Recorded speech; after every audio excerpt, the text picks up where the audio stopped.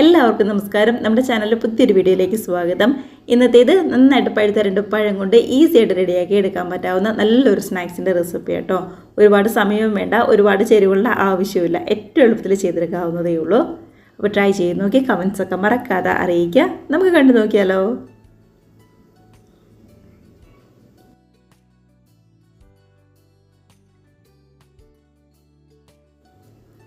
അപ്പോൾ ആദ്യം തന്നെ നമുക്ക് പഴത്തിൻ്റെ ഒരു മിക്സ് ഒന്ന് റെഡിയാക്കി എടുക്കണം. അതിനായിട്ട് പാൻ ചൂടായി കഴിയുമ്പോൾ ഒരു 1/2 ടേബിൾ സ്പൂൺ നെയ്യാണ് ചേർത്ത് കൊടുക്കുന്നത്. നെയ്യും നന്നായിട്ട് തന്നെ ഒന്നും ചൂടായി വന്നിട്ടുണ്ട്. ഇതിലേക്ക് ചെറുതായിട്ട് കട്ട് ചെയ്ത കാഷ്നട്ട് കൂടി ചേർത്ത് കൊടുക്കാം. കാഷ്നട്ടിൻ്റെ കൂടെ തന്നെ മുന്തിരി കൂടി ചേർത്ത് കൊടുക്കുക, ഇഷ്ടമാണെന്നുണ്ടെങ്കിൽ അതും കൂടി ചേർത്ത് കൊടുക്കാം കേട്ടോ. അപ്പോൾ ഞാനിവിടെ കാഷ്നട്ട് മാത്രമേ ചേർത്തിട്ടുള്ളൂ. ഒരു 1/4 കപ്പിൻ്റെ അടുത്തുണ്ട്. അങ്ങനെ നമ്മുടെ കാഷ്നട്ടൊക്കെ നന്നായിട്ട് തന്നെ ഒന്നും ചുമന്ന് റോസ്റ്റായി വന്നിട്ടുണ്ട്. ഇതിലേക്ക് ഒരു 1/4 കപ്പ് തേങ്ങ ചിരകിയതാണ് ചേർത്ത് കൊടുക്കുന്നത്. ഗ്യാസിൻ്റെ ഫ്ലെയിം ഒരു മീഡിയം ഫ്ലെയിമിൽ മാത്രം വെച്ചിരുന്നാൽ മതി കേട്ടോ. ഒരുപാട് അങ്ങോട്ട് ലോ ആക്കണ്ട, നന്നായിട്ട് ഹൈ ഫ്ലെയിമിലും ആക്കണ്ട കേട്ടോ. ഇനി നമ്മുടെ തേങ്ങയുടെ പച്ചമണമൊക്കെ ഒന്ന് മാറിയിട്ട് ആ നെയ്ക്ക് ഇടുന്നതുകൊണ്ട് നന്നായിട്ട് തന്നെ ഒന്നും ഫ്രൈ ആയി വരണം കേട്ടോ. ആ പച്ചമണമൊക്കെ ആണെങ്കിലും അത്യാവശ്യം നന്നായിട്ടൊന്ന് പോയി വന്നിട്ടുണ്ട്. ഇതിനകത്തേക്ക് മധുരത്തിനായിട്ട് ഒരു 3 ടേബിൾ സ്പൂൺ പഞ്ചസാരയാണ് ചേർത്ത് കൊടുക്കുന്നത്. അപ്പോൾ നമ്മൾ എടുക്കുന്ന ഒരു പഴത്തിൻ്റെ മധുരത്തിനനുസരിച്ച് വേണം പഞ്ചസാര ചേർത്ത് കൊടുക്കാനായിട്ട് കേട്ടോ. ഇതിലേക്ക് ഒരു 1/4 ടീസ്പൂൺ ഏലക്ക പൊടിച്ചതും കൂടി ചേർത്ത് എല്ലാം കൂടി നന്നായിട്ടൊന്ന് മിക്സ് ചെയ്തതിന് ശേഷം നമുക്ക് ഗ്യാസ് അങ്ങ് ഓഫ് ചെയ്യാം. ഇനിയിപ്പോൾ ആ തേങ്ങയുടെയൊക്കെ വലിയ ചൂടൊന്ന് ആറി വരണം, അതുവരെ നമുക്കൊന്ന് വെയിറ്റ് ചെയ്യാവേ. ഈ സമയം കൊണ്ട് നമ്മൾ പഴമാണെന്നുണ്ടെങ്കിലും നന്നായിട്ട് തന്നെ ഒന്നിങ്ങ് വേവിച്ച് വെച്ചിട്ടുണ്ടായിരുന്നു. കണ്ടതാ, ആവിയിൽ നന്നായിട്ടൊന്ന് വേവിച്ച് വെച്ചതാട്ടോ. ഇനി ഇത് നന്നായിട്ട് തന്നെ ഒന്നിങ്ങ് ഉടച്ചെടുക്കുകയാണ് ചെയ്യുന്നത്. ഒന്നെങ്കിൽ കൈവച്ച് നന്നായിട്ട് ഉടച്ചെടുക്കാം, ഇല്ലാന്നുണ്ടെങ്കിൽ ഇതേപോലെ ഒരു ഫോക്ക് ഉപയോഗിച്ചിട്ടാണെന്നുണ്ടെങ്കിലും ഉടച്ചെടുക്കാം. അപ്പോൾ അത്യാവശ്യം വലിപ്പമുള്ള 2 നേന്ത്രപ്പഴം കേട്ടോ നമ്മൾ എടുത്തിരിക്കുന്നത്. നടുക്കുള്ള ആ ഒരു കറുത്ത കുരുവൊന്നും കളയണ്ട, അതോടുകൂടിയിട്ട് തന്നെയാണ് നമ്മൾ ഇതേപോലെ ഒന്ന് ഉടച്ചെടുക്കുന്നത്. അങ്ങനെ വലിയ തീ ചൂടൊക്കെ ഒന്ന് ആറിയിട്ടുണ്ട്. എന്നാൽ കയ്യിലെടുത്ത് നോക്കുമ്പോൾ ചെറിയൊരു ചൂട് ഉണ്ട് താനും. ഈ ഒരു പരുവം മതി. ഈ സമയത്താണ് നമ്മൾ റെഡിയാക്കി വെച്ചിരിക്കുന്ന പഴവും കൂടി നമ്മുടെ ഈ മിക്സിലേക്ക് അങ്ങ് ചേർത്ത് കൊടുക്കുന്നത്.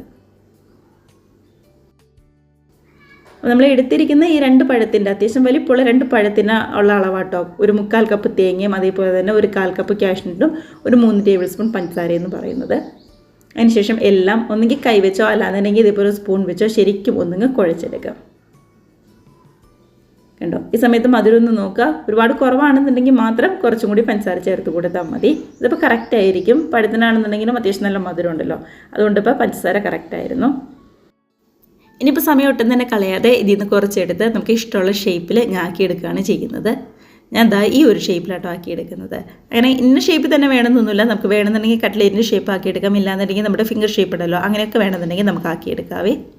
കാരണം ഞാനിപ്പോൾ ഈ ഒരു ഷേപ്പിലാണ് ആക്കിയെടുക്കുന്നത്. അപ്പോൾ നമ്മുടെ ബാക്കി മാവ് മുഴുവൻ ഈ ഒരു ഷേപ്പിൽ നമുക്കങ്ങ് റെഡിയാക്കിയെടുക്കാം. കണ്ടോ, ഒരു പ്ലേറ്റ് നിറയെ തന്നെ നമുക്ക് കിട്ടിയിട്ടുണ്ട്. അപ്പോൾ അത്യാവശ്യം നന്നായിട്ട് പഴുത്ത 2 പഴവും അതേപോലെ തന്നെ ഒരു 1/4 കപ്പ് തേങ്ങയുമാണ് വേണ്ടത്. അപ്പോൾ ഇതേപോലെ ഒന്നാക്കിയെടുക്കാം കേട്ടോ. ഇനിയിപ്പോൾ നന്നായിട്ട് തന്നെ ഒന്ന് കോട്ട് ചെയ്തെടുക്കലാണ് ചെയ്യേണ്ടത്. അതിനായിട്ട് ഒരു ബൗളിലേക്ക് ഒരു 1/4 കപ്പ് മൈദയും അതേപോലെ തന്നെ ഒരു നുള്ളു ഉപ്പും കൂടി ചേർത്ത് കൊടുക്കാം. അതിനുശേഷം നന്നായിട്ട് മിക്സാക്കി കുറച്ച് വെള്ളം ഒഴിച്ച് ഒട്ടും തന്നെ കട്ടകളൊന്നും ഇല്ലാത്ത രീതിയിൽ നന്നായിട്ട് തന്നെ ഒന്നങ്ങ് റെഡിയാക്കി എടുക്കാം. വെള്ളം ഒഴിക്കുമ്പോൾ ഒന്ന് നോക്കിയിട്ട് വേണം ഒഴിക്കാനായിട്ട്. ഒരുപാട് ലൂസായി പോകരുത്, അതേപോലെ തന്നെ തീരെ അങ്ങോട്ട് കട്ടിയും ആയി പോകരുത്. അപ്പോൾ ഒന്ന് നോക്കി ഒട്ടും തന്നെ കട്ടകളൊന്നുമില്ലാതെ നന്നായിട്ട് തന്നെ ഒന്നങ്ങ് മിക്സ് ചെയ്തെടുത്തിട്ടുണ്ട്. കണ്ടതാ, ഈ ഒരു പരുവത്തിൽ കറക്റ്റായിട്ട് നമുക്ക് കിട്ടിയിട്ടുണ്ട്. ഇനി കൂടെ തന്നെ കുറച്ച് കോൺഫ്ലെക്സ് ആണ് ഞാൻ എടുത്തിരിക്കുന്നത്. ഇതിന് പകരം വേണമെന്നുണ്ടെങ്കിൽ നമുക്ക് ബ്രെഡ് ക്രംസും യൂസ് ചെയ്യാവുന്നതേ ഉള്ളൂ. ഇപ്പോൾ നമ്മൾ എടുത്തിരിക്കുന്ന കോൺഫ്ലെക്സ് കൈവച്ച് പതുക്കെ ഒന്നിങ്ങ് പൊടിച്ചെടുക്കണം. ഒരുപാട് അങ്ങോട്ട് ഫൈനായിട്ട് പൊടിയൊന്നും വേണ്ട, കൈവച്ച് ജസ്റ്റ് ഒന്നിങ്ങ് പൊടിച്ചെടുത്താൽ മാത്രം മതി. ഇനിയിപ്പോൾ പഴത്തിൻ്റെ മിക്സ് മൈദയുടെ മിക്സിലും അതേപോലെ തന്നെ നമ്മുടെ കോൺഫ്ലെക്സിലും നന്നായിട്ട് തന്നെ ഒന്നിങ്ങ് കോട്ട് ചെയ്തെടുക്കാം. അപ്പോൾ ഇതേപോലെ കോൺഫ്ലെക്സ് ഒക്കെ ചേർക്കുമ്പോൾ നന്നായിട്ട് ക്രിസ്പി ആയിട്ടിരിക്കും കേട്ടോ, പുറം ഭാഗമൊക്കെയാണെന്നുണ്ടെങ്കിലും. അപ്പോൾ കഴിക്കാൻ നേരത്ത് ചൂടോടുകൂടി കഴിക്കാൻ നേരത്ത് ഒരു നല്ല ടേസ്റ്റ് തന്നെയാണ്. കണ്ടോ, ഇതേപോലെ അങ്ങ് റെഡിയാക്കി എടുത്തിട്ടുണ്ട്. അപ്പോൾ ബാക്കിയെല്ലാം നമുക്ക് ഇതേപോലെ നന്നായിട്ട് തന്നെ ഒന്നിങ്ങ് കോട്ട് ചെയ്തെടുക്കാം. ഇനിയിപ്പോൾ വേറെ ഒന്നും തന്നെ ചെയ്യാനില്ല. നല്ല ചൂടായ ഓയിലിലേക്കിട്ട് ഇങ്ങനെ 2 വശം ഫ്രൈ ചെയ്തെടുത്താൽ മാത്രം മതിയാവും.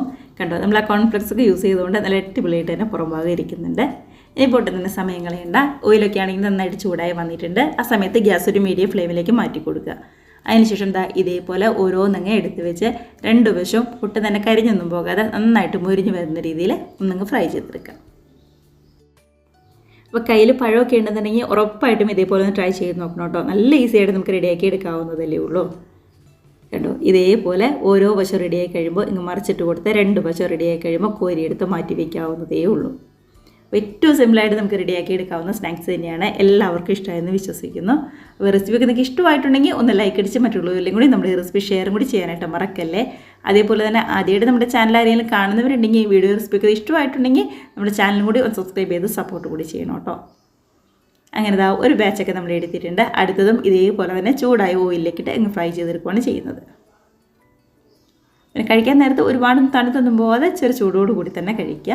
മധുരത്തിൻ്റെ കാര്യം എന്ന് പറയുന്നത് നമ്മുടെ പഴത്തിൻ്റെ മധുരത്തിനനുസരിച്ച് പഞ്ചസാര ഒന്നങ്ങ് അഡ്ജസ്റ്റ് ചെയ്തിട്ടാൽ മാത്രം മതി കേട്ടോ. അപ്പോൾ ഇത്രയേ ഉള്ളൂ. ഇതേപോലെ തന്നെ ഏറ്റവും എളുപ്പത്തിൽ ചെയ്തെടുക്കാൻ പറ്റാവുന്ന വേറെയും ഒരുപാട് സ്നാക്സ് റെസിപ്പീസും നമ്മുടെ ചാനൽ ഓൾറെഡി അപ്ലോഡ് ചെയ്തിട്ടുണ്ട്. കാണാത്തവരുണ്ടെന്നുണ്ടെങ്കിൽ ഒന്ന് കണ്ടു നോക്കിക്കോളൂ കേട്ടോ. അപ്പോൾ നമ്മുടെ ഈ പലഹാരമൊക്കെ കഴിച്ച് എല്ലാവരും നല്ല ഹാപ്പിയായിട്ട് ഹെൽത്തിയായിട്ട് സേഫായിട്ട് ഇരിക്കുക. നമുക്കിതേപോലുള്ള പുതിയ പുതിയ വീഡിയോസൊക്കെ ആയിട്ട് വീണ്ടും കാണാം. അതുവരെ എല്ലാവർക്കും ബൈ.